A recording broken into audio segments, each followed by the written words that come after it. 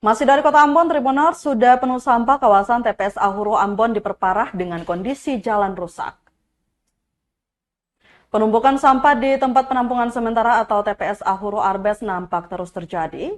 Pantauan tribunambon.com di lokasi tumpukan sampah ini bahkan sudah menggunung dan mengular sepanjang kurang lebih 500 meter.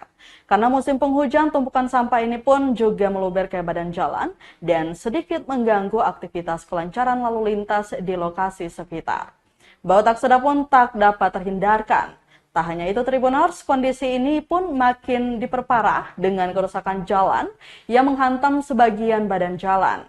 Kondisi ini cukup berbahaya bagi pengendara yang melintasi kawasan tersebut, khususnya di malam hari. Apalagi saat ini sedang masuk musim penghujan, warga yang bermukim di kawasan sekitar kerap mengeluhkan kondisi TPS ini. Pasalnya, mereka terpaksa harus menghirup udara yang tak sedap, dikhawatirkan dapat mengganggu kesehatan.